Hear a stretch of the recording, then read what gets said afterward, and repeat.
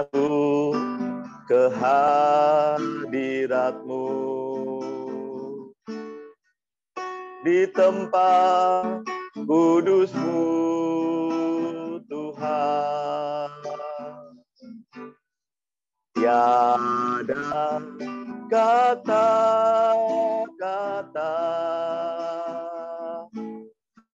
selain puji dan sembah. Saat ini alangkah indahnya Tuhan bersamamu selalu memuji dan menyembah-Mu.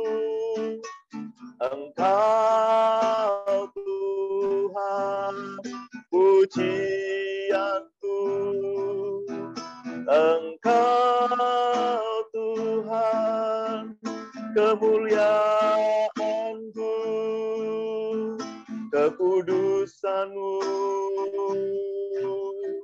penuhi tempat ini.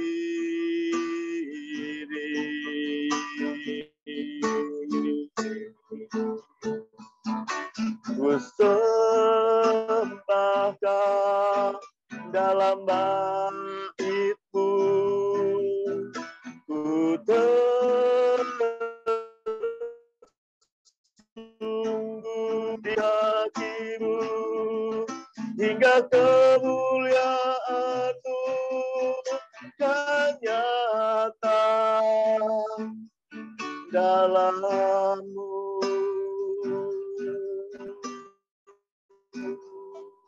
Ku masuk ke hadirat-Mu,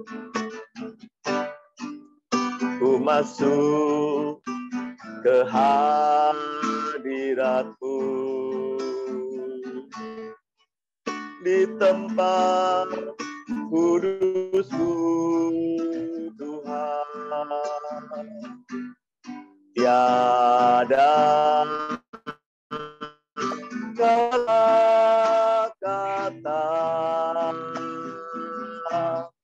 selain puji dan sembah.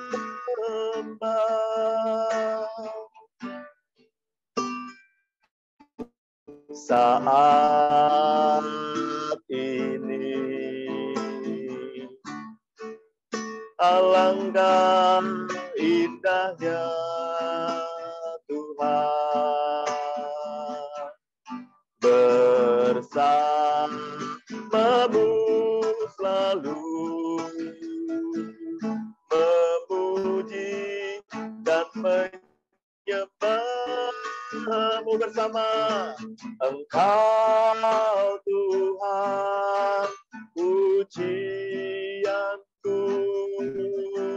Engkau Tuhan kemuliaan-Mu, kekudusan-Mu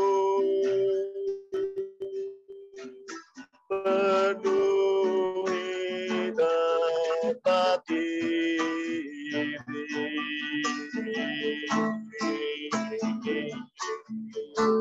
Ku sembah Kau dalam bait-Mu, ku tersungguh di kaki-Mu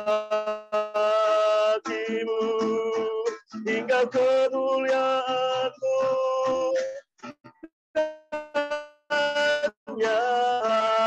dalam-Mu. Mari kita katakan, Engkau Tuhan, Engkau Tuhan pujianku, Engkau Tuhan kemuliaan-Mu, kekudusan-Mu penuhi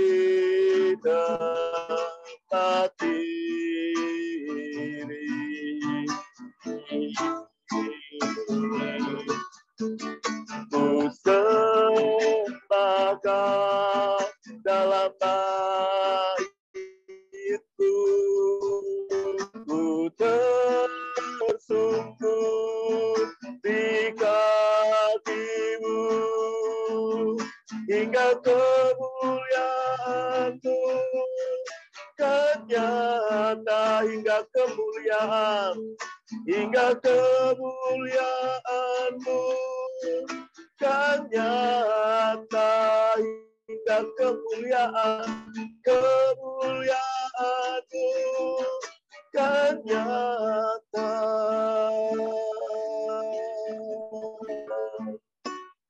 Dalamku,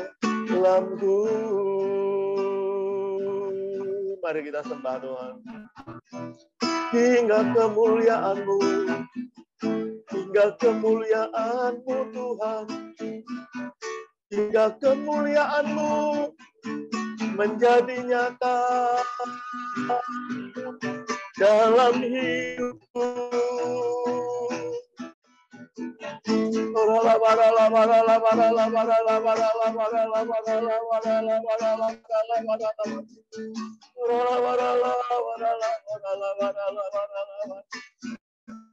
Kami menyembah, haleluya, haleluya.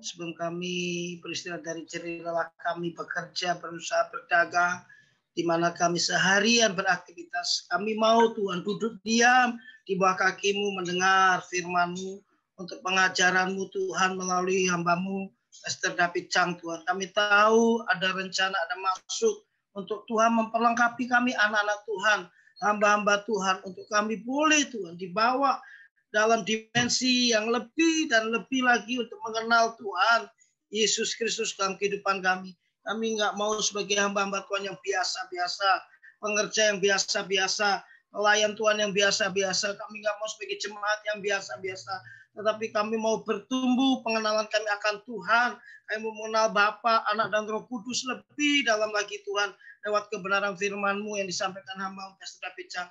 Karena itu kami minta Tuhan malam ini urapi kami, berikan kami hikmat, pengertian, daya tangkap Tuhan, untuk kami boleh mengerti dengan kuasa Roh Kudus-Mu terlebih Tuhan yang akan menerjemahkan untuk boleh membuat kami mengerti apa yang Tuhan mau atas kehidupan kami pribadi masing-masing sesuai kebutuhan kami Tuhan. Kami tahu Tuhan, hari-hari ini kami butuh firman-Mu menjadi kekuatan, penopang hidup kami Tuhan. Kami percaya firman-Mu saja jawaban akan segala sesuatu yang kami hadapi hari-hari ini. Karena itu pendalaman Alkitab ini sungguh tepat waktu yang ada hari-hari ini di tengah-tengah pandemik. Biarlah jadikan ini momen kami Tuhan untuk tetap bangkit, untuk tetap kami menyala-nyala, untuk kami tetap on fire di tengah-tengah pandemik yang ada. Kami mau Tuhan, seperti firman-Mu, kami berdiri di batu karang yang teguh, yaitu firman-Mu sendiri. Kami boleh kuat Tuhan, kami boleh tetap kuat Tuhan dalam kemuliaan Tuhan dari hari kepada hari yang ada Tuhan. Terima kasih buat setiap kami yang hadir malam ini, buat orang-orang yang setia, yang haus, yang lapar akan Tuhan. Tuhan berkata mereka akan dikenyangkan, dipuaskan Tuhan. Bila Tuhan setiap kami yang hadir malam ini tidak menjadi sia-sia, tidak menjadi rutinitas Tuhan, tetapi ada sesuatu yang kami terima, kami dapat dalam pewahyuan-Mu turun Tuhan, bila pengurapan-Mu turun Tuhan, di dalam nama Yesus. Tutup bungkus kami dengan kuasa darah Yesus.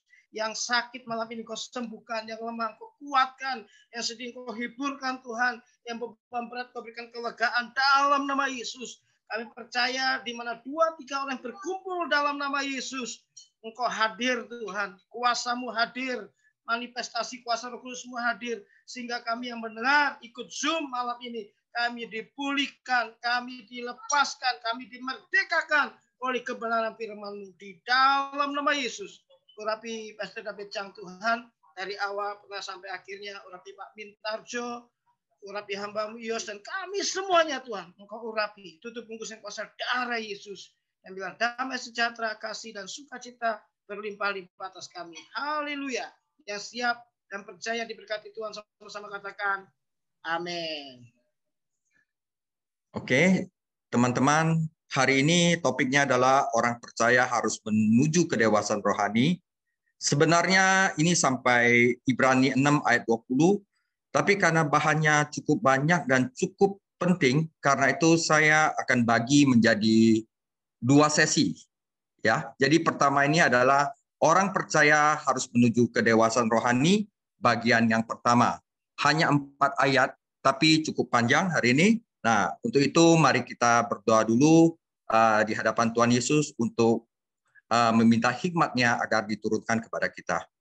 Tuhan Yesus, kekudusan-Mu meliputi hari ini kami. Hadirat-Mu meliputi ibadah pengajaran kita hari ini.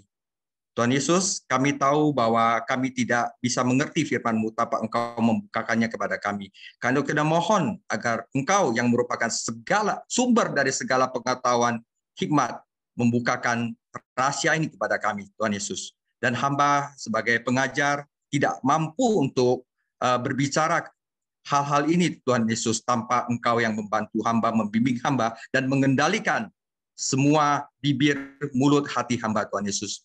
Karena itu, Tuhan Yesus, pimpinlah hamba dan berikanlah hamba keberanian untuk menyampaikan firman Tuhan.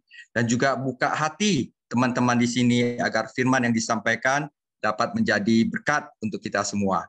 Jauhkanlah kami daripada yang jahat, jauhkanlah kami dari COVID-19, Tuhan Yesus, dan lepaskanlah kami dari percobaan, karena Engkaulah yang punya kuasa, kemuliaan, kerajaan sampai selama-lamanya. Amin. Saudara, hari ini kita mulai. Nah, saudara, hari ini ayat ini merangkum pesan utama dari bagian yang sulit, saudara. Ini adalah salah satu surat yang paling sulit dalam Alkitab dan sering disalahpahami, ya. Jadi orang Israel ingin kembali ke Mesir, yaitu dunia, dan akibatnya seluruh generasi gagal mewarisi apa yang telah dijanjikan Allah. Mereka memang dibebaskan dengan selamat dari Mesir, tetapi mereka itu tidak pernah menikmati perhentian, yaitu sukacita dan damai sejahtera yang dijanjikan di Kanaan.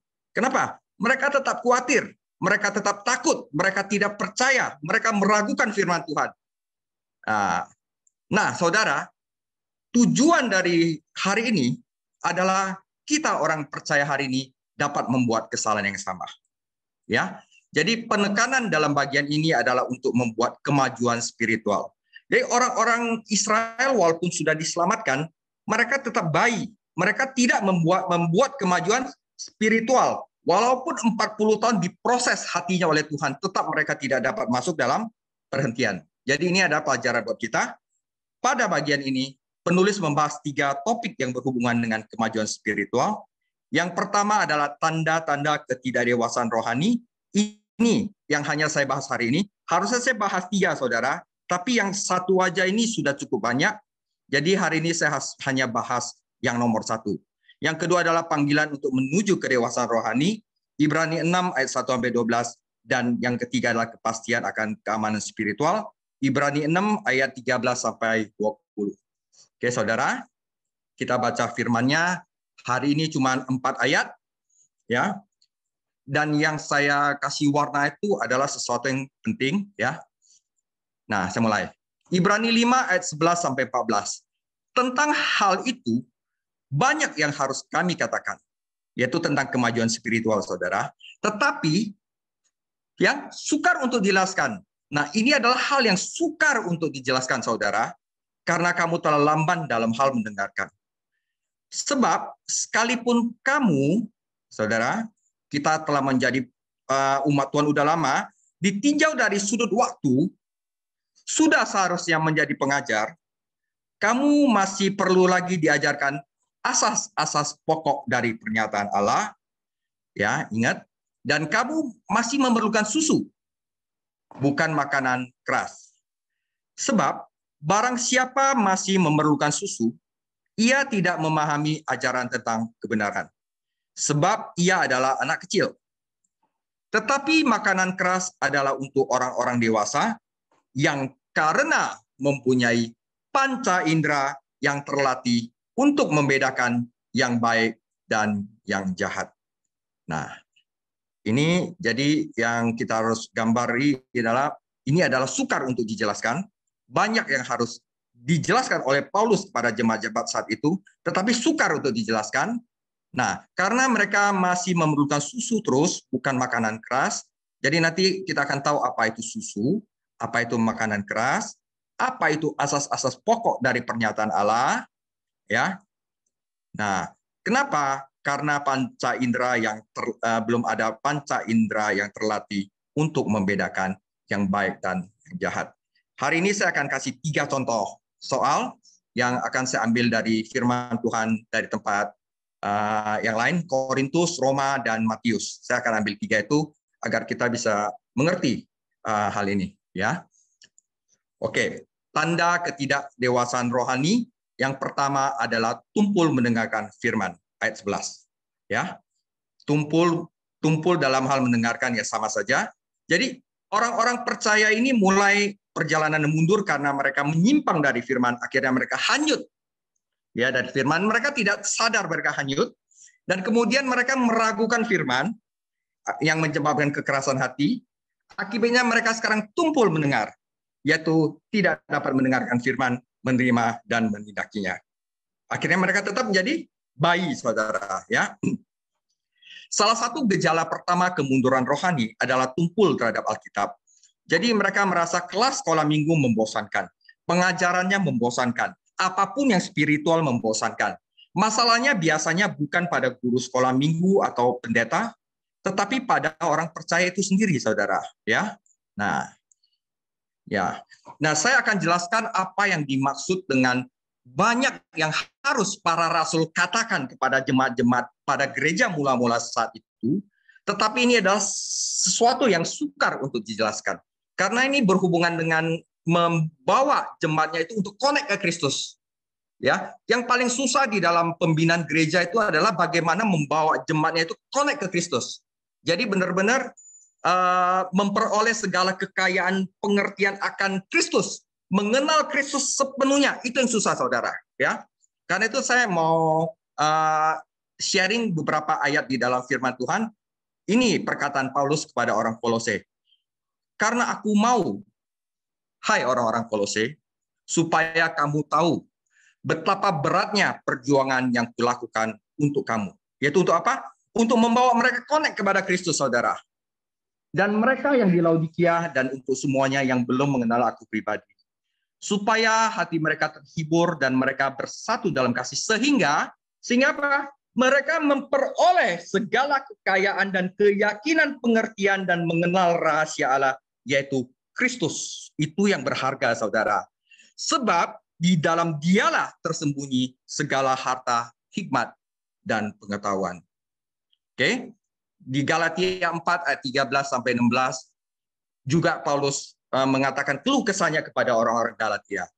Hai orang-orang Galatia, kamu tahu bahwa aku pertama kali telah memberitakan Injil kepadamu oleh karena aku lagi sakit pada tubuhku.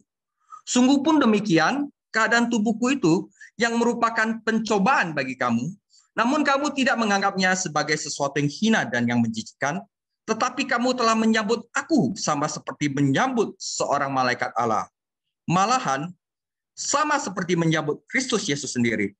Betapa bahagianya kamu pada waktu itu. Nah, sekarang hai jemaat-jemaat di Galatia, sekarang saya ingin membawa kamu mengenal Kristus lebih lanjut lagi. Saya ingin kamu connect kepada Kristus. Dan sekarang di mana bahagiamu itu?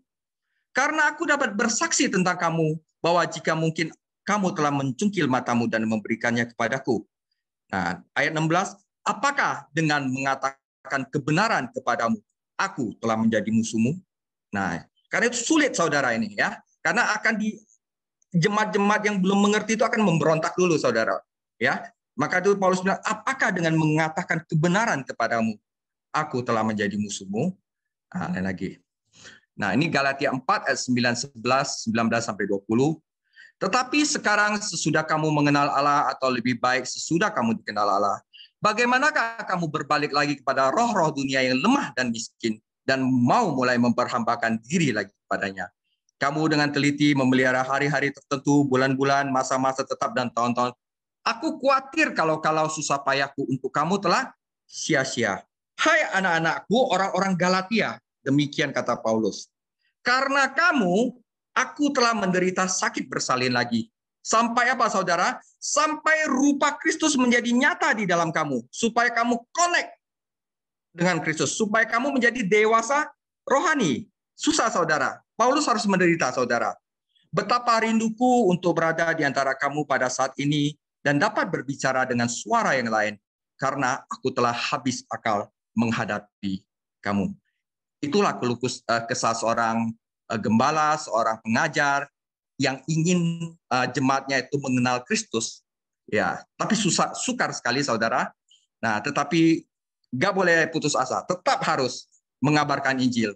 Karena dengan pengajaran ini orang-orang akan bertumbuh saudara ya. Nah, saya akan bagi bahwa bisnis kerajaan dunia dan kerajaan Allah. Kalau bisnis kerajaan dunia itu apa yang orang lakukan di dunia ini adalah untuk demi uang, kekuasaan dan hormat dari manusia. Dan tetapi bisnis kerajaan Allah atau yang disebut warisan rohani adalah sukacita dan damai sejahtera. Nah, 1 Yohanes 2 ayat 15, janganlah kamu mengasihi dunia dan apa yang ada di dalamnya. Jikalau orang mengasihi dunia, maka kasih akan Bapa tidak ada di dalam orang itu. Sebab semua yang ada di dalam dunia, ini tiga-tiganya saudara, yaitu keinginan daging dan keinginan mata dan keangkuhan hidup, bukanlah berasal dari surga Bapa, melainkan dari dunia. Dan untuk sukacita, bersukacitalah senantiasa dalam Tuhan. Sekali lagi kukatakan, bersukacitalah. Damai sejahtera Allah yang, saudara, melampaui segala akal. Inilah susahnya saudara. Karena yang namanya sukacita dan damai sejahtera itu melampaui segala akal. Kadang-kadang tidak dapat dicerna sama manusia. Karena melampaui segala akal akan memelihara hati dan pikiranmu dalam Kristus Yesus, saudara. Ya. Nah, saya harus jelaskan apa itu sukacita. Ya, saya bersukacita. Sebenarnya sukacita itu apa ya, saudara? Ini saya jelaskan, ada pernyataan Paulus yang sangat indah sekali di sini. Jadi, saudara, sukacita Kristen itu bukanlah emosi yang dangkal, yang seperti termometer naik dan turun seiring dengan perubahan suasana, keadaan, kondisi. Lagi banyak duit, happy. Lagi nggak ada duit, terpuruk, nangis. Nah, bukan sebegitu sukacita Kristen. Sebaliknya, sukacita Kristen adalah pengalaman yang mendalam tentang kecukupan, rasa cukup, dan iman kita terlepas dari keadaan di sekitar kita. Mau punya duit, nggak punya duit, lagi dalam penderitaan, lagi dalam proses, kita tetap ada sukacita batinia di sini. Itu sukacita, saudara. Dan itu mahal sekali harganya. Hanya orang yang dapat perhentian yang mendapatkan sukacita. Dan itu adalah bisnis kerajaan Allah. Orang Kristen dapat bersukacita bahkan di tengah rasa sakit dan penderitaan. Nah, Paulus menuliskannya dengan indah ketika dia menulis di Filipi 4 ayat 11 sampai 13. Kukatakan ini bukanlah karena kekurangan, sebab aku telah belajar mencukupkan diri dalam segala keadaan. Aku tahu apa itu kekurangan dan aku tahu itu kelimpahan. Apa itu kelimpahan? Dalam segala hal dan dalam segala perkara tidak ada sesuatu yang merupakan rahasia bagiku. Baik dalam hal kenyang maupun dalam hal kelaparan, baik dalam hal kelimpahan maupun dalam hal kekurangan, segala perkara dapat kutanggung di dalam Yesus Kristus yang memberikan kekuatan kepadaku. Saudara, orang-orang Kristen yang dipenuhi dengan Roh Kudus itu akan menikmati rasa kesatuan yang penuh sukacita di dalam Tuhan Yesus. Mereka tidak membutuhkan apapun dari dunia agar dapat sukacita. Ya, mereka tidak membutuhkan apapun dari dunia agar dapat sukacita. Mereka memiliki Roh Allah, Roh Yesus Kristus, dan hanya Dia yang mereka butuhkan. Dengan itulah mereka dapat sukacita. Ya. Oke, itu yang pertama. Kedua, tanda ketidakdewasaan rohani yang kedua adalah ketidakmampuan untuk berbagi. Ya. Nah, kita baca ayat 12 lagi, saudara, biar kita ini pelan-pelan aja ya.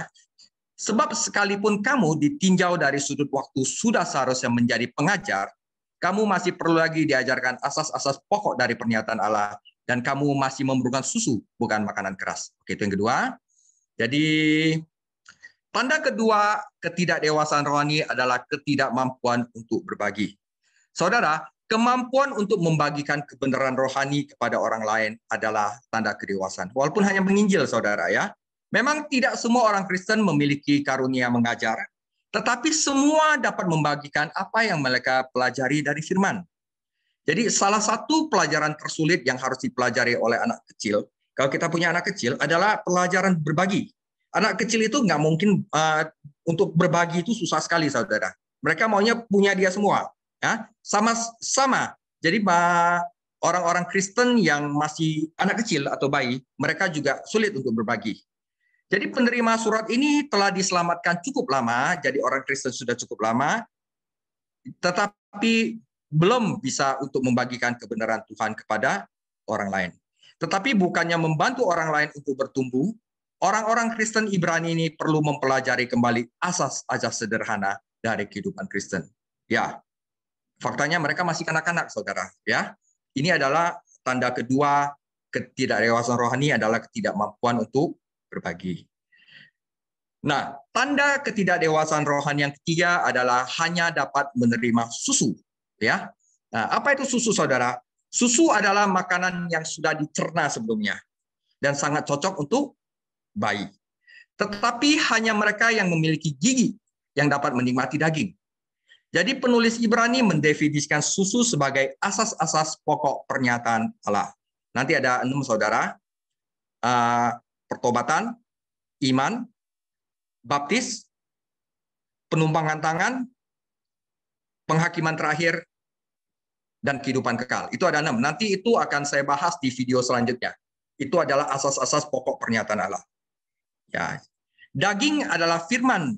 Daging firman adalah pengajaran tentang pelayanan Tuhan kita sekarang di surga sebagai imam besar kita. Nah, ingat saudara, firman ini dijepit oleh Yesus sebagai imam besar, dan nanti dijepit lagi bahwa Yesus sebagai imam besar lagi. Jadi ini dijepit. Jadi daging itu adalah pengajaran tentang apa yang Yesus lakukan sebagai imam besar kita di surga. Nah, penulis ingin memberikan daging ini kepada mereka, tetapi orang-orang di Ibrani itu tidak siap untuk itu. Ya, susu adalah firman yang mengacu apa yang Kristus lakukan di bumi, kelahiran, kehidupan, pengajaran, kematian, pengubur, dan kebangkitannya, saudara. Daging mengacu pada apa yang Yesus lakukan sekarang di surga sebagai imam besar kita. Ya, jadi kita itu memulai kehidupan Kristen karena apa yang Tuhan Yesus lakukan di bumi. Karena dia lahir, mengajar, mati, dikubur, bangkit kembali, dan naik ke surga, kita diselamatkan, saudara. Itu memulai kehidupan Kristen kita. Ya kan? Nah, kita memulai kehidupan Kristen berdasar karyanya telah selesai di bumi. Tetapi untuk kita bertumbuh menjadi kedewasaan rohani, saudara, kita harus mengerti apa yang Yesus lakukan di surga untuk kita sekarang. Ya, jadi apa? Saya kasih contoh. Yesus di surga itu berdoa syafaat untuk kita sebagai advokat kita. Kedua, dia mempersiapkan tempat bagi kita di surga. Yang ketiga, dia secara terus-menerus membentuk kita menjadi serupa dengannya. Yang keempat, dia memberikan kita kemerdekaan terus-menerus sampai kita mengalami kemerdekaan sepenuhnya. Itu 4, saudara. Ya. Nah, saya pelan-pelan, saudara, kalau saya maklumin ini agak sulit untuk dijelaskan, saudara, ya. So, tentu saja bahkan orang dewasa, paling dewasa pun masih memerlukan susu. Ya, sebagai orang percaya, kita masih bisa belajar banyak dari pekerjaan Tuhan kita di bumi. Tetapi saudara, jangan berhenti di situ aja. Tetapi kita tidak boleh berhenti di situ. Kita harus membuat yang namanya kemajuan rohani, dan kita hanya dapat melakukan ini jika kita belajar tentang pelayanan Yesus Kristus kita di surga. Jadi kita harus lihat Ibrani 13 ayat 20-21, ini adalah ringkasan tentang apa yang Tuhan ingin lakukan bagi umatnya sekarang. Saya copy di bawah, saudara, Ibrani 13 ayat 20 ayat 21. Ya, maka Allah damai sejahtera yang oleh darah perjanjian yang kekal telah membawa kembali dari antara orang mati Gembala Agung, segala domba, yaitu Yesus Tuhan kita. Nah, apa yang dia lakukan? Kiranya memperlengkapi kita semua, saudara, agar membuat kemajuan rohani dengan segala yang baik untuk melakukan kehendak-Nya. Dan dia juga mengerjakan di dalam kita, memproses kita tuh, ya, membentuk kita menjadi serupa dengan gambar-Nya yang berkenan kepadanya oleh Yesus Kristus. Ya. Jadi pertama untuk memerdekakan kita dan memproses kita agar menjadi serupa dengan Kristus. Bagi dialah kemuliaan sampai selama-lamanya. Amin. Nah, jadi kita udah ngerti bahwa untuk kemajuan spiritual, kita harus mengenal dia, kita harus merdeka, ya. Nah, itu akan saya jelaskan nanti lagi dengan contoh-contoh. Nah, tanda keempat ketidakdewasaan rohani adalah tidak memiliki panca indera untuk mengetahui mana yang benar dan mana yang salah. Ayat 14. Jadi saudara, saat kita bertumbuh dalam firman, kita belajar untuk menggunakannya dalam kehidupan sehari-hari. Saat kita menerapkan firman, sebenarnya kita telah melatih indera spiritual kita dan mengembangkan ketajaman spiritual. Nah, adalah karakteristik anak kecil bahwa mereka tidak memiliki daya pengamatan. Jadi seperti seorang bayi akan memasukkan apa saja ke dalam mulutnya tanpa memeriksa apakah itu racun, apakah itu baik, apa itu tidak. Jadi seperti orang yang belum dewasa rohani, mereka tidak dapat membedakan bahwa ini pengajaran palsu, ini baik atau tidak. Mereka masukin aja semuanya ke dalam mulutnya, saudara. Nah, itu adalah tanda ketidakdewasaan rohani. Ya, orang percaya yang belum dewasa akan mendengarkan pengkhotbah, namun tidak dapat mengidentifikasi apakah dia benar atau tidak sesuai dengan kitab suci.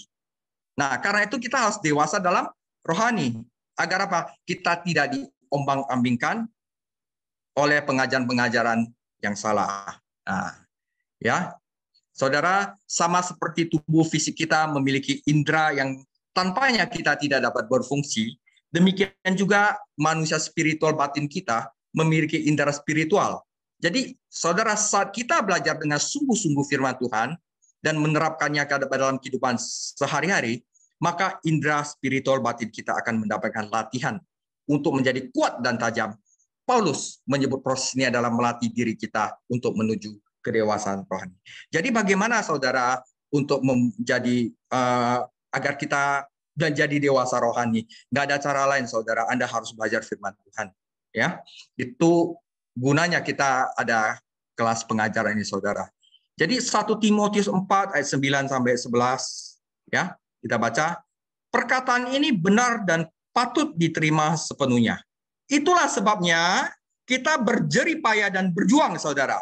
Karena kita menaruh pengharapan kita kepada Allah yang hidup, juru selamat semua manusia, terutama mereka yang percaya. Beritakanlah dan ajarkanlah semuanya itu. Dan itu dia katakan juga, awasilah dirimu sendiri dan awasilah ajaranmu. Bertekunlah dalam semuanya itu, karena dengan berbuat demikian, engkau akan menyelamatkan dirimu dan semua orang yang mendengar engkau, saudara. Ya, saudara, kemampuan untuk membedakan yang baik dan jahat adalah penting dari kedewasaan Kristen. Bangsa Israel pada zaman Musa tidak memiliki pemahaman ini dan gagal mengklaim warisan yang dijanjikan, yaitu Kanaan.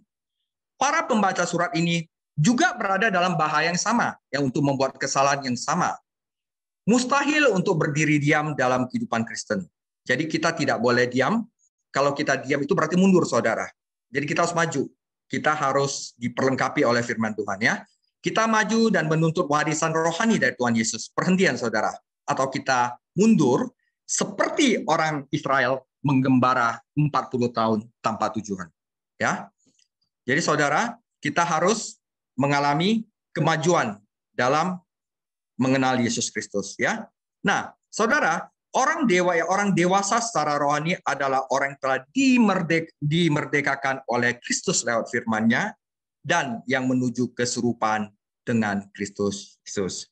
Nah, saudara, jadi pelayanan Yesus Kristus yang di surga adalah selain bersyafaat bagi kita dan mempersiapkan tempat bagi kita, dia juga melayani kita sekarang saat ini, dan Tuhan Yesus juga bukan mungkin lagi, udah pasti berada di tengah-tengah kita, saudara, untuk memerdekakan kita sepenuhnya dan menjadikan diri kita sama dan serupa dengan Dia. Dengan kata lain, Kristus sekarang ada di samping Anda, saudara, yang sedang mentransfusi karakternya kepada kita saat kita belajar firman-Nya. Dia ingin kita menjadi serupa dengan Dia. Dengan cara itulah kita barusan bisa menjadi dewasa rohani. Nah, sekarang apa artinya dimerdekakan? Dan apa artinya menjadikan diri kita sama dan serupa dengan Kristus? Saya akan bahas lagi, saudara ya. Oke.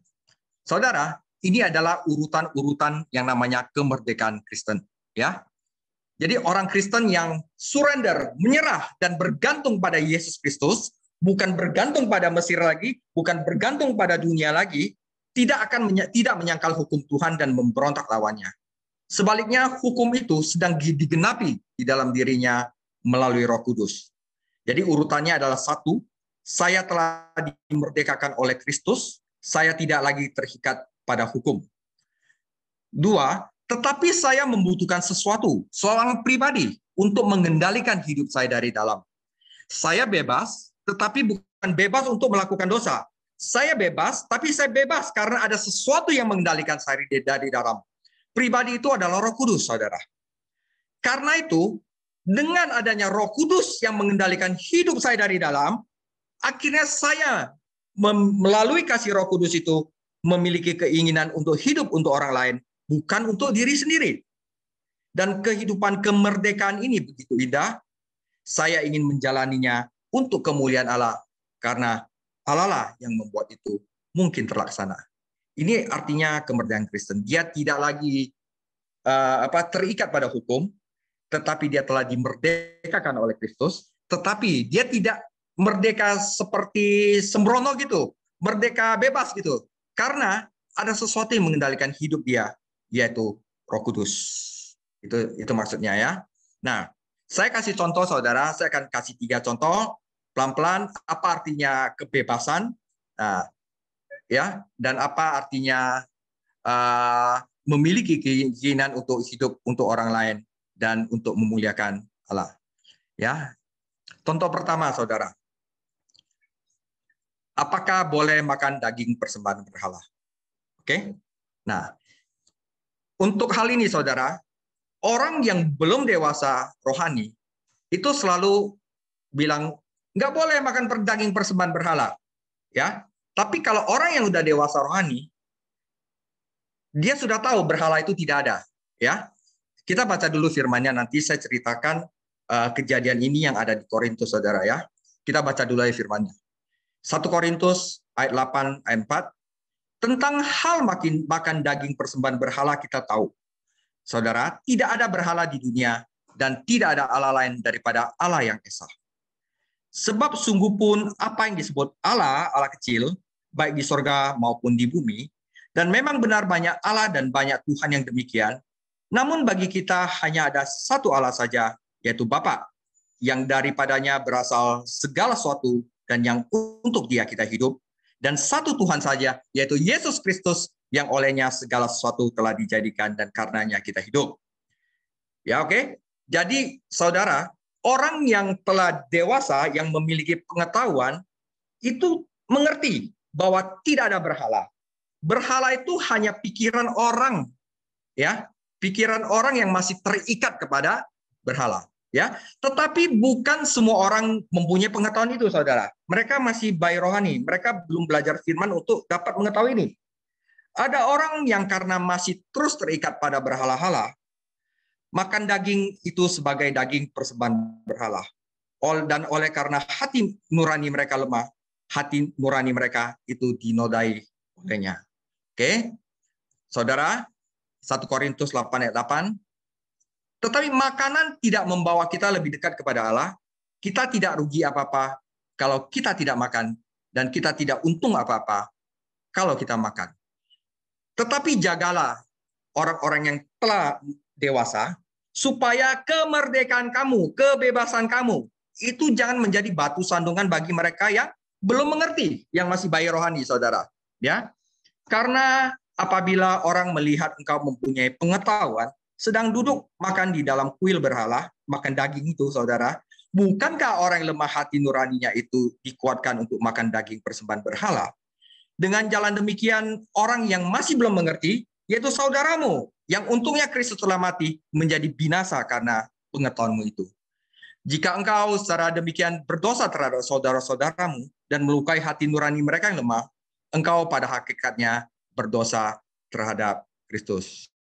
Ya. Oke, saudara, saya jelaskan. Saudara, di Korintus itu ada 2 pasar daging, saudara. Yang pertama adalah pasar daging normal yang lebih mahal. Yang kedua, pasar dagingnya itu adalah bekas kuil-kuil penyembahan berhala. Jadi udah didoa-doain orang-orang yang menyembah berhala, daging itu dijual dengan harga yang miring. Ya. Jadi ada 2 pasar daging normal sama pasar daging yang bekas penyembahan berhala. Nah, orang-orang Kristen yang sudah dewasa di Korintus itu ngerti bahwa itu bukan apa-apa, itu bukan berhala apa-apa. Karena itu untuk bisa beli murah daging itu, mereka beli di daging bekas kuil penyembahan berhala. Nah, tetapi salahnya karena mereka mempunyai pengetahuan, mereka tidak consider, mereka tidak mempertimbangkan orang-orang yang masih lemah, yang masih belum dewasa rohani. Karena itu mereka makan daging itu seenaknya di kuil berhala, ya kan? Nah, karena itu Paulus menasihatkan orang-orang telah dewasa rohani, engkau bisa saja telah mengerti, engkau sudah bisa saja mempunyai pengetahuan, tetapi engkau belum mempunyai kasih, saudara. Ya, jadi pengetahuan, kamu dewasa rohani kamu harus diimbangi dengan kasih. Jadi bukan soal kamu boleh makan atau tidak boleh makan daging persembahan berhala, tetapi apabila kamu makan, karena kamu sudah mengerti, jangan kamu menjadi batu sandungan kepada saudaramu, itu yang penting. Ya, jadi kadang-kadang orang yang belum mengerti dia akan menghakimi orang yang sudah mengerti. Kamu udah mengerti, kamu adalah penatua gereja, kamu mengajar firman Tuhan, mengapa kamu makan daging persembahan berhala? Nah, mereka itu belum mengerti, dan orang yang sudah mengerti itu tidak boleh menantang, nggak boleh mempertimbangkan dia punya argumennya tanpa mengintimidasi dia. Tidak boleh menghina dia dengan cara, oh kamu belum mengerti aja bahwa sebenarnya berhala itu belum apa-apa. Mereka belum mengerti, saudara, karena masih lemah imannya. Jadi firman Tuhan ini itu bukan soal boleh atau tidak, tapi apakah itu menjadi batu sandungan untuk saudaramu? Apakah itu memperhamba kamu? Apakah itu membangun kamu? Dan apakah yang kau lakukan itu untuk kemuliaan Allah? Itu 4 saja, saudara. Ya. Kamu memang merdeka, tetapi jangan sampai kemerdekaan kamu menjadi batu sandungan kepada saudaramu. Jadi itu adalah contoh orang yang belum dewasa iman. Mereka masih dengan terikat pada peraturan. Ini boleh, itu nggak boleh. Ini boleh, itu nggak boleh. Tetapi orang yang sudah dewasa iman, mereka mempunyai suatu kemerdekaan. Udah mengerti, saudara. Nah, tetapi kadang-kadang orang yang sudah merdeka, mereka cuma butuh satu lagi, saudara. Mereka butuh yang namanya kasih. Ya. Nah, saya kasih contoh yang kedua tentang mengatur ya ketaatan beragama satu lainnya. Nah, di sini dikatakan bahwa terimalah orang yang lemah imannya tanpa mempercakapkan pendapatnya. Jadi kalau ada orang bilang menghakimi kamu, oh, bukankah itu nggak boleh ya? Ya, tetapi sebenarnya boleh karena mereka belum mengerti ya. Kita tidak boleh mempercakapkan pendapatnya. Kita harus menerima dulu karena dia masih anak kecil, saudara. Ya, jadi yang seorang yakin bahwa ia boleh makan segala jenis makanan, dia merdeka, dia bebas, saudara. Tetapi orang yang lemah imannya, mereka karena pengen kudus, mereka udah barusan cinta mula-mula kepada Yesus. Saya cuma makan sayur aja. Masih begitu, saudara, masih terikat pada peraturan. Tapi di sini katakan, siapa yang makan, jangan menghina orang yang tidak makan. Jadi, lu nggak ngerti aja, lu boleh sebenarnya makan segalanya, gitu. Jangan menghina. Dan siapa yang tidak makan, yang masih kudus, kayak itu, jangan menghakimi orang yang makan. Nah, ya, sebab Allah telah menerima orang itu. Siapakah kamu sehingga kamu menghakimi hamba orang lain? Entahkah ia berdiri, entahkah ia jatuh, itu adalah urusan Tuhannya sendiri, Yesus Kristus. Tetapi ia akan tetap berdiri karena Tuhan berkuasa menjaga dia terus berdiri. Jadi kalau misalnya kita mau membimbing atau mengajar orang menjadi dewasa rohani, kita juga harus mempunyai yang namanya kasih, saudara. Jangan menghina. Nah, dan orang yang masih belum dewasa rohani, dia juga jangan menghakimi orang yang telah dewasa rohani. Ya, saya yang seorang menganggap hari yang satu lebih penting daripada hari yang lain, tetapi yang lain menganggap semua hari sama aja. Hendaklah setiap orang benar-benar yakin dalam hatinya sendiri. Siapa yang berpegang pada suatu hari tertentu, ia melakukannya untuk Tuhan Yesus. Dan siapa yang makan, ia melakukannya untuk Tuhan Yesus. Sebab ia mengucap syukur kepada Allah. Dan siapa yang tidak makan, ia juga melakukannya untuk Tuhan. Dan ia juga mengucap syukur kepada Allah. Sebab tidak ada seorang pun di antara kita yang hidup untuk dirinya sendiri. Dan tidak ada seorang pun yang mati untuk dirinya sendiri. Sebab jika kita hidup untuk Tuhan. Dan jika kita mati untuk Tuhan. Jadi baik hidup atau mati, kita adalah milik Tuhan. Ya. Tetapi engkau, mengapakah engkau menghakimi saudaramu? Atau mengapakah engkau menghina saudaramu? Sebab kita semua harus menghadap tata pengadilan Allah. Karena ada tertulis, demi aku hidup, demikianlah firman Tuhan. Semua orang akan bertekuk lutut di hadapanku dan semua orang akan memuliakan Allah. Dengan demikian, setiap orang di antara kita akan memberikan pertanggungjawaban tentang dirinya sendiri kepada Allah. Karena itu saudara, janganlah kita menghakimi lagi, tetapi lebih baik kita menganut pandangan ini. Janganlah kita membuat saudara kita jatuh atau tersandung. Jadi saudara, kalau saudara mengerti ini, jangan lagi tanya, ini boleh nggak, itu nggak boleh. Itu boleh nggak, atau ini boleh nggak. Lebih baik kita tanya, apakah yang kamu lakukan satu membangun? Apakah semua yang kau lakukan itu menjadi batu sandungan kepada orang lain? Apakah yang kau lakukan itu memperhamba kamu? Dan yang keempat adalah apakah yang kamu lakukan itu memuliakan Allah. Itu 4 aja saudara. Segala sesuatu diperbolehkan, tetapi 4 itu saudara. Ya, aku tahu dan yakin dalam Tuhan Yesus bahwa tidak ada sesuatu yang najis dalam dirinya sendiri. Ya, jadi semuanya itu halal saudara ya.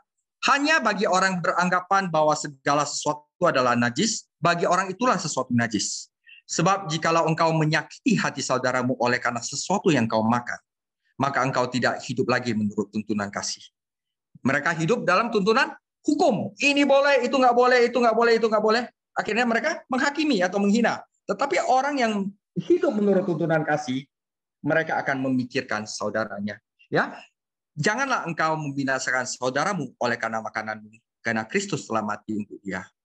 Apa yang baik yang kamu miliki, janganlah kamu dibiarkan difitnah. Sebab, saudara, tadi saya bilang, bisnis kerajaan Allah adalah damai sejahtera dan sukacita. Sebab kerajaan Allah bukanlah soal makanan dan minuman, tetapi soal kebenaran, damai sejahtera, dan sukacita. Ini yang mahal, saudara, oleh Roh Kudus. Ya, jadi kita jangan sebagai orang Kristen, kita udah tahu bisnis kita itu bukan bisnisnya harta, bukan bisnis kekuasaan dan hormat manusia. Bisnis kita adalah sukacita dan damai sejahtera. Karena itu janganlah kita ribut soal peraturan-peraturan itu, ya, karena setiap orang mempunyai levelnya sendiri. Tetapi biarlah kita menganut ini damai sejahtera dan sukacita. Ya, saudara, itu adalah contoh yang kedua. Jadi kita orang tidak boleh mengatur ketaatan beragama orang lain, saudara. Ya. Yang ketiga adalah hal berpuasa, saudara. Nah, nanti saya akan sharing sedikit kesalahan yang saya lakukan terhadap orang-orang yang berpuasa. Ya, karena waktu itu saya cukup sombong, saudara. Ya, saya akan ngaku di sini dan saya akan memberikan contoh untuk ini. Matius 9 ayat 14. Kemudian datanglah murid-murid Yohanes kepada Yesus dan berkata, "Mengapa kami dan orang Farisi berpuasa, tetapi murid-muridmu tidak?" Jawab Yesus kepada mereka, "Dapatkah sahabat-sahabat mempelai laki-laki berduka cita selama mempelai itu bersama mereka? Tetapi waktunya akan datang mempelai itu diambil dari mereka, dan pada waktu itulah mereka akan berpuasa." Jadi orang-orang muridnya Yohanes berpuasa, orang berfarisi juga berpuasa, tetapi murid-murid Yesus tidak berpuasa. Yesus mengajarkan mereka bahwa engkau tidak boleh mengatur ketaatan rohanimu kepada orang lain. Nah, saya itu juga melakukan ini, saudara. Setelah saya mengerti firman ini, saudara, saya itu hanya berpuasa kalau saya merasa kosong akan firman. Dengan kata lain, Yesus lagi jauh sama saya. Saya mumet. Firman itu nggak masuk sama sekali. Itu saya barusan berpuasa, saudara. Dan berpuasa saya baca Alkitab, itu doang. Tetapi kalau yang rutinitas, saudara, Senin, Kamis, atau Sabtu, gitu, saya nggak puasa, saudara. Ya kan? Jadi waktu itu ada orang bilang, kamu kan Sabtu harus berpuasa. Saya bilang, saya butuhnya Kamis, saudara. Karena waktu Kamis itu saya lagi kosong. Nah, sebenarnya baik dia atau saya itu benar. Dan saya tidak boleh mempercakapkan pendapat dia, saudara. Karena itu juga baik. Dan untuk saya juga benar, gitu saudara. Nah, karena itu waktu itu saya cukup bilang sama situ, saya butuhnya Kamis. Waktu itu saya kosong dan Sabtu ini, ya saya nggak mau ikut rutinitas. Saya bilang, nah itu saya salah, saudara. Hendaknya saya tidak boleh berkata demikian, saudara. Ya, karena orang-orang itu masih mempunyai suatu anggapan dan puasa itu harus rutinitas. Seperti Yesus bilang orang Farisi itu cuma Senin Kamis. Tapi Yesus bilang, karena mereka melakukannya tidak tulus, percuma saja. Karena puasa itu harus dengan tulus, saudara. Ya, dan ini yang Tuhan Yesus katakan. Dan apabila kamu berpuasa, janganlah muram mukamu seperti orang munafik. Mereka mengubah air mukanya supaya orang melihat bahwa mereka sedang berpuasa. Aku berkata kepadamu, sesungguhnya mereka sudah mendapatkan upahnya. Tetapi apabila engkau berpuasa, minyakilah kepalamu dan cucilah mukamu, supaya jangan dilihat oleh orang bahwa engkau sedang berpuasa, melainkan hanya oleh Bapamu yang ada di tempat tersembunyi. Maka Bapamu yang melihat yang tersembunyi akan membalaskannya kepadamu. Jadi saudara, enggak ada cara saudara untuk menuju kedewasaan rohani. Enggak ada cara lain selain Anda harus benar-benar mendalami Alkitab, saudara. Mendalami firman Tuhan. Enggak ada cara yang lain. Dan saat Anda mendalami firman Tuhan, maka nantinya Anda pasti akan mendapatkan kemerdekaan. Jadi Anda tidak akan diatur lagi dengan ini boleh nggak, itu boleh nggak. Itu boleh, saudara, untuk orang-orang yang masih belum dewasa. Mereka memang harus diatur dengan cara demikian. Seperti orang Israel, waktu belum Yesus Kristus datang ke dunia untuk menggenapi hukum Taurat, mereka diatur oleh hukum Taurat.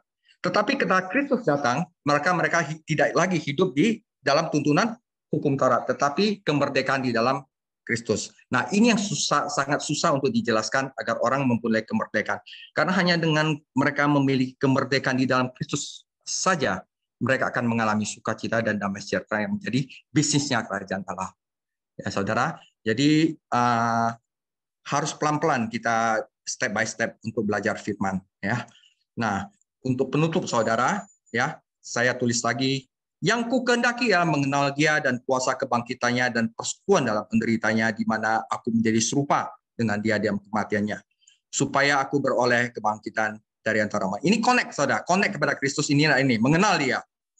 Tetapi saudara, bukan seolah-olah aku telah memperoleh hal ini atau telah sempurna. Saya sendiri masih jauh, saudara, untuk itu, untuk mengenal Kristus yang melampaui segala akal pikiran. Tetapi aku mengejarnya, saudara. Aku kejar dengan apa? Aku giat belajar firman. Aku mengejarnya. Kalau aku dapat juga menangkapnya.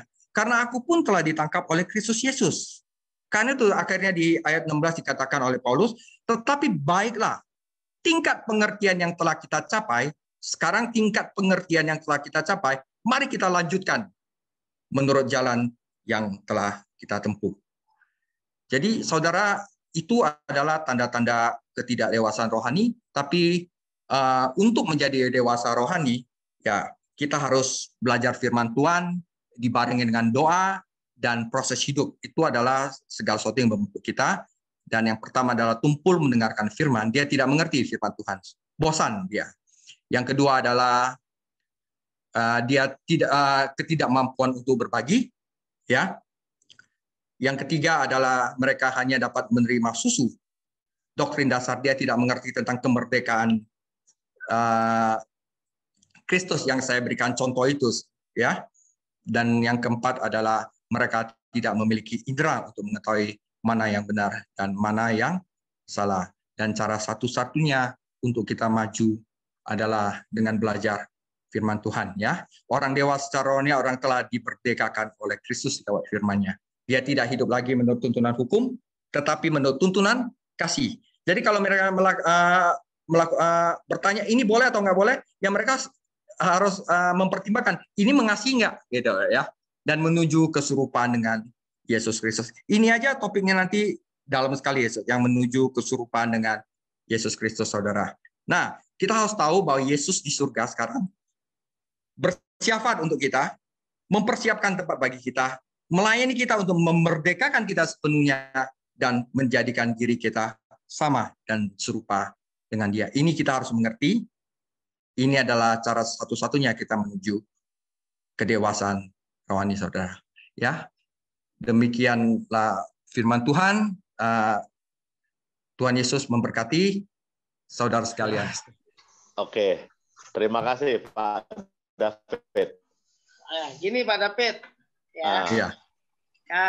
Kasusnya adalah dulu waktu masih SMP nih ceritanya. Saya sempat tinggal di Lombok, di Mataram khususnya, di Mataram. Ada satu kisah bahwa saya udah sekolah minggu, artinya udah ke gereja lah ya, udah ke gereja. Nah, belakang rumah kami itu pura. Nah, mereka selalu kalau pagi, siang, malam gitu, sore gitu, bahkan ada acara tertentu mereka kasih makanan yang banyak banget, sesajen bahasanya ya, saji-sajen yang sangat banyak banget. Itu mau babi, mau ayam, bebek, buah-buahan, makanan kue-kue apa aja ada. Nah, yang gilanya begini, yang punya pura itu dia tahu kita Kristen, kami Kristen. Iya. Jadi mereka ambil itu makanan, dikasih ke kita. Awalnya kita nggak nge. Awalnya namanya dapat makanan, kita hantam aja. Nah, karena kita nggak tahu, karena belum tahu kebenaran tentang begini, kita hantam aja, kita makan. Yang penting kan habis main bola, lapar lah, sikat aja gitu. Nah, konteksnya seperti itu. Saya pengen nanya nih, Pak David. Ya. Kalau sekarang gitu ya, sekarang itu berhubungan dengan firman Tuhan yang tadi soal makanan ya, soal. Nah, silakan Pak David. Penjelasannya. Kalau saya sih hantam aja, Pak. Saya hantam aja. Jadi di 1 Korintus 10 ayat 27 dikatakan begini. Karena bumi dan segala isinya adalah milik Tuhan.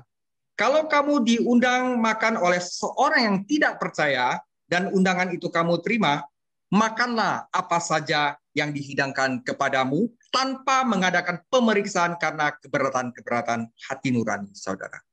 Tetapi saudara, Pak Yos kalau misalnya saat diundang orang makan makanan persembahan berhala itu sebenarnya bukan berhala, tetapi Pak Yos bawa seorang yang masih belum barusan lahir baru, masih belum bertobat, dan karena itu dia bisa menjadi tersandung. Itu Pak Yos jangan makan. Oh. Jadi kita hidupnya bukan soal makan atau tidak makan, tetapi mengasihi atau tidak mengasihi. Bukan makanannya ya, bukan makanannya ya, bukan makanan, tapi apa yang kita lakukan itu menjadi batu sandungan atau enggak, bikin siap orang atau enggak. Iya, betul. Ya, jadi gini pertanyaannya, Tante Pocu, shalom. Saya testing aja. Tante Pocu ada jemaatnya, ada anggota kulnya nanya, Tante Pocu boleh nggak saya makan bekas makanan sembayangan? Jawaban Tante Pocu apa setelah dengar pengajaran malam ini? Kalau menurut Pak David kan boleh. Jadi saya ngerti, dulu saya nggak ngerti. Jangan dimakan. Nggak, sekarang nih setelah ikut kelas ini sekarang jawaban Tante Pocu apa? Kalau ada yang nanya begitu. Ya kalau nanya ya udah boleh aja dimakan. Oh gitu ya. Oke, Cik Lina jawabannya apa? Saya coba orang yang berbeda. Cik Lina jawabannya apa? Kalau ada nanya, Cik Lina boleh nggak ini saudara ngasih ini nih, kue tapi bekas sembayangan nih, gimana? Menurut hati nurani kamu aja, kalau menurut hati kamu boleh ya makan. Betul. Gitu. Nggak, ya. Oke.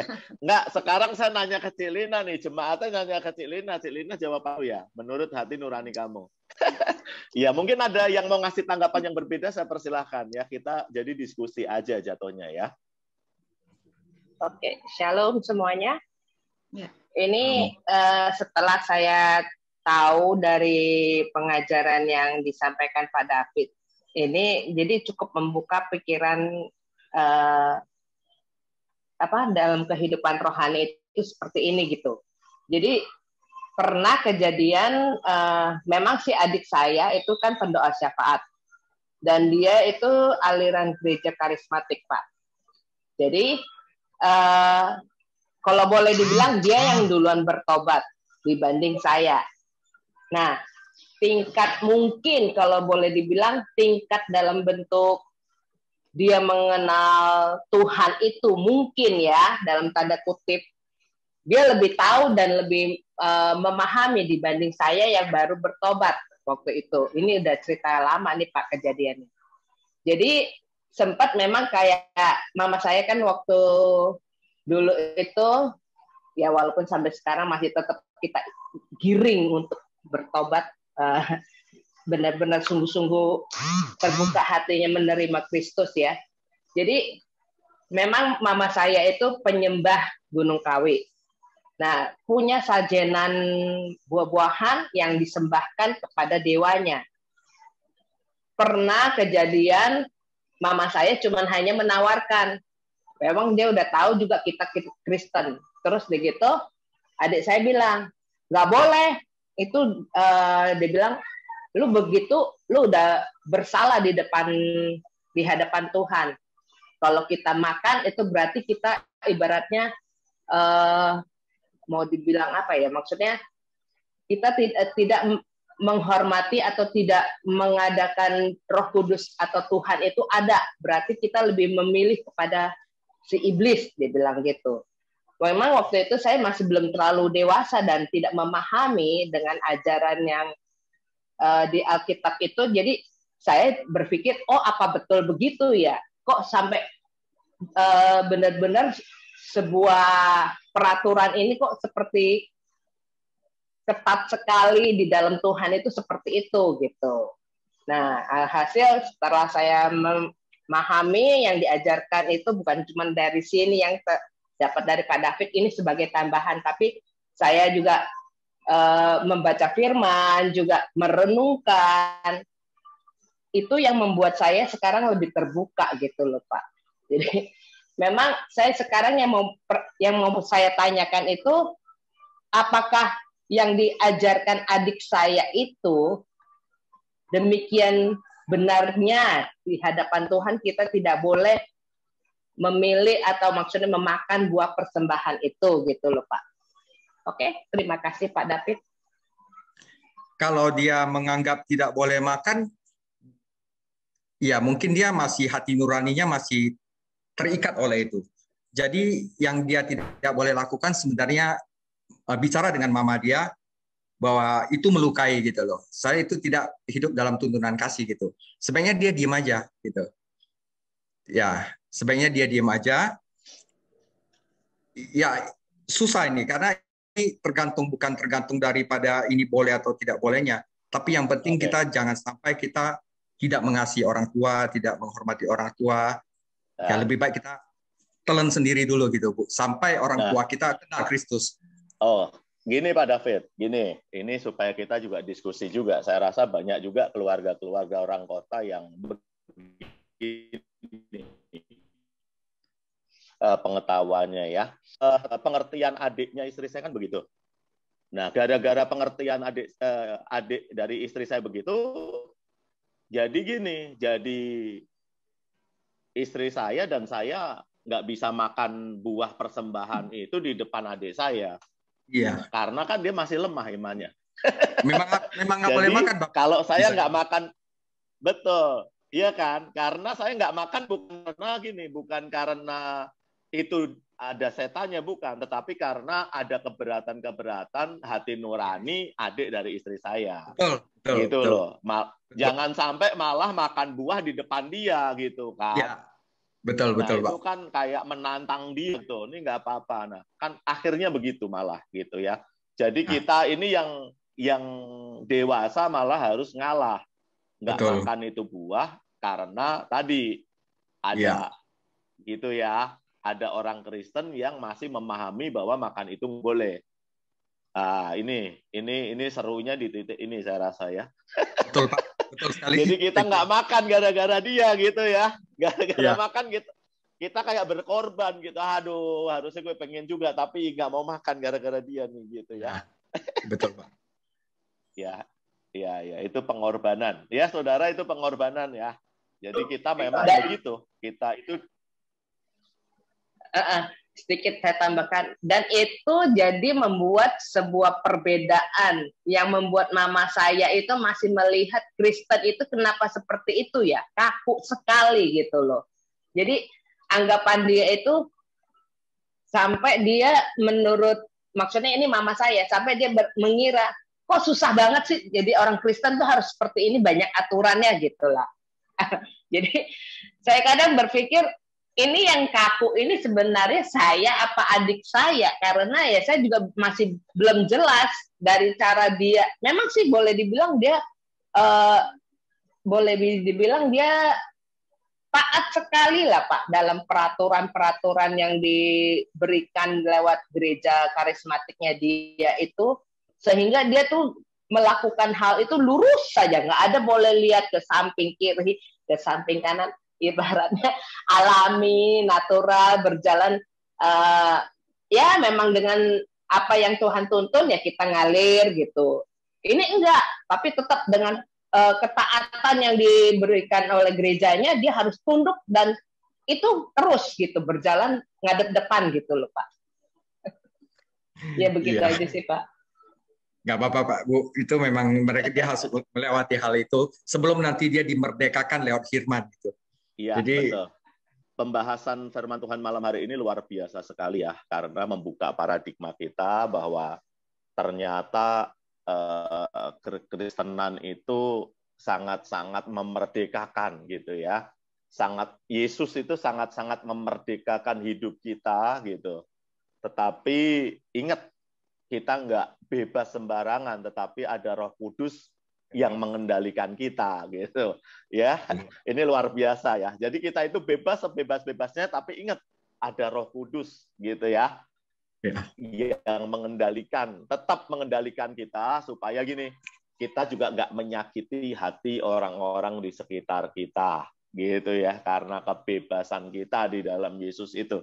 Ini luar biasa. Jadi saya percaya kita mau diberkati malam hari ini melalui pengajaran kedewasaan ya, kedewasaan rohani ya, melalui kitab Ibrani malam hari ini. Apakah ada rekan-rekan yang coba masih mau bertanya? Saya persilahkan, karena kalau enggak kita tutup.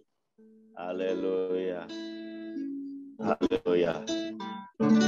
Oleh karena kemurahan Tuhan, ku ada sampai hari ini.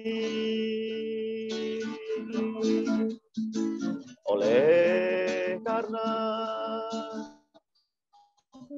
kebaikan Tuhan, janji-Mu terjadi bagiku.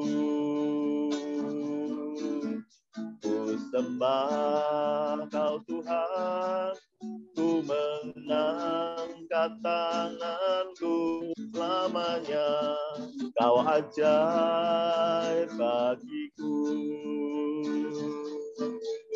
Ku sembah Kau Tuhan, ku mengangkat wajahku selamanya.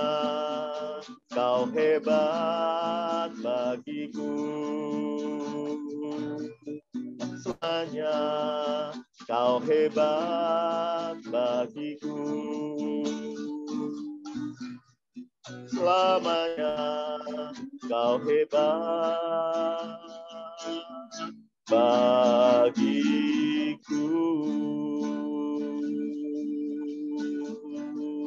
Haleluya.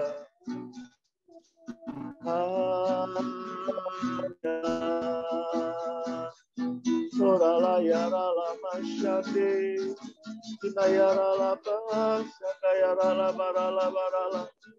Terima kasih Tuhan. Bapak terima kasih malam hari ini buat pengajaran, buat pengertian. Terima kasih Tuhan buat hikmat, terima kasih. Kami bersyukur untuk Pak David yang telah memberkati kami semua melalui pengajaran kitab Ibrani. Kami semua berdoa malam hari ini untuk Pak David. Tuhan, berkati Pak David. Tutup bungkus dengan kuasa darah Yesus, beri kesehatan yang sempurna, perlindungan yang sempurna dalam hidupnya, dan terus Tuhan pulihkan hidupnya. Tuhan berkati keluarganya, Tuhan berkati pekerjaannya, Tuhan berkati pelayanannya ya Tuhan. Engkau pakai Pak David Tuhan dengan dahsyat, dengan luar biasa lagi. Engkau singkapkan hal-hal yang tersembunyi, biar hidup Pak David menjadi berkat untuk semakin banyak orang lagi diberkati melalui kehidupan hamba-Mu ini. Tuhan, terima kasih. Kami serahkan hamba-Mu ini ke dalam tangan pemeliharaan-Mu, ke dalam tangan perlindungan-Mu yang ajaib ya Tuhan. Terima kasih Tuhan. Juga kami berdoa untuk Ibu Tanti yang Tuhan sudah pulihkan dari sakit COVID-nya. Terima kasih Tuhan, terima kasih. Terus Tuhan memberikan pemulihan yang sempurna, kesembuhan yang sempurna dalam hidupnya. Berkati Ibu Tanti, berkati Tuhan keluarganya, kesehatannya, pelayanannya, pekerjaannya Tuhan berkati berlimpah-limpah. Terima kasih Tuhan, juga hamba-Mu berdoa untuk semua kami yang malam hari ini tergabung dalam kelas ini. Tuhan berkati setiap kami. Berkat kami, kesehatan kami. Oh Tuhan, lindungi kami hari-hari ini Tuhan dari bahaya virus COVID. Tuhan, jauhkan kami dari virus COVID ya Tuhan. Perlindungan-Mu sempurna atas setiap kami. Tuhan, Kau memberkati setiap ekonomi kami, setiap pekerjaan kami. Tuhan, berkati hidup kami. Dan biarlah di masa-masa sulit ini, bahkan hidup kami boleh menjadi berkat untuk orang-orang di sekitar kami. Terima kasih Tuhan, terima kasih. Hamba-Mu berdoa Tuhan untuk semua kami yang ikut kelas ini. Tuhan berkati. Tuhan perkaya pengetahuan kami tentang Tuhan kami, tentang Raja kami, tentang Tuhan Yesus yang kami sembah. Supaya kami memiliki iman lebih besar lagi, lebih kuat lagi kepada Yesus. Sehingga apapun daya tarik dunia, iman kami tidak tergoyahkan. Karena kami memiliki iman yang kuat ya Tuhan. Iman yang kokoh di dalam Engkau. Terima kasih Tuhan. Biar kami nggak menjadi orang-orang yang stuck di dalam iman. Orang-orang yang imannya berhenti. Tetapi kami menjadi orang yang imannya semakin bertumbuh.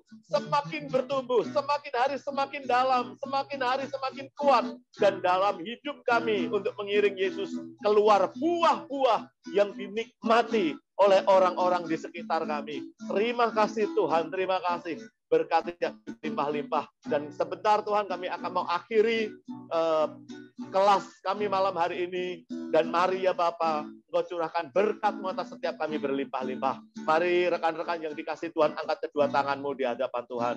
Kekasih-kekasih Kristus, kita akhiri kelas kita malam hari ini. Terimalah berkat yang berlimpah-limpah daripada Allah Bapa kita di surga, anugerah yang sempurna di dalam anaknya Tuhan Yesus Kristus, serta persekutuan yang erat Roh Kudus menyertai-mu dari saat ini sampai Maranatha. Mari kita semua yang dikasihi dan diberkati oleh Tuhan Yesus Kristus, kita katakan amin. Tuhan Yesus memberkati.